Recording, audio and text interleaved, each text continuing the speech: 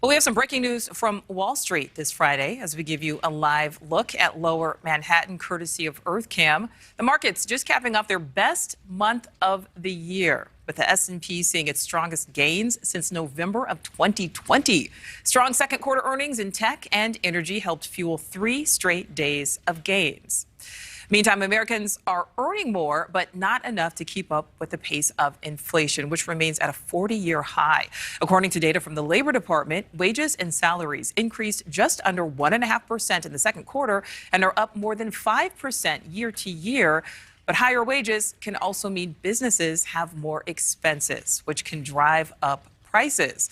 And taking that into account, it's as if wages and salaries actually went down 3.5% when it comes to real-world impact.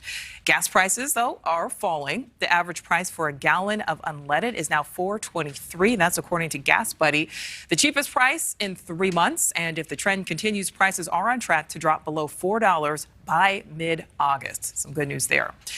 And back when gas prices were surging earlier this year, Exxon, Chevron, and Shell raked in record second quarter profits. Last month, President Biden called on oil companies to increase production and refining capacity to help lower those gas prices. So joining us now is Dan Riccotto, finance professor at the University of San Diego. Dan, great to talk with you again.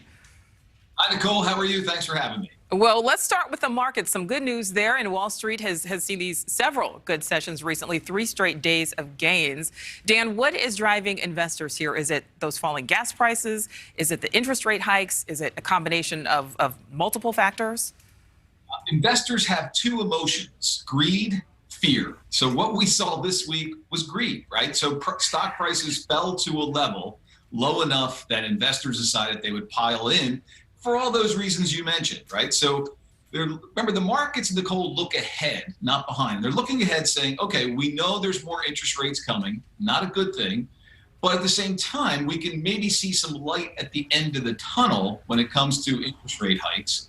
And that has investors thinking, hey, now might be a time to jump in at these reduced prices. We'll see if it's right, or if Wall Street speak, it's a dead cat bounce.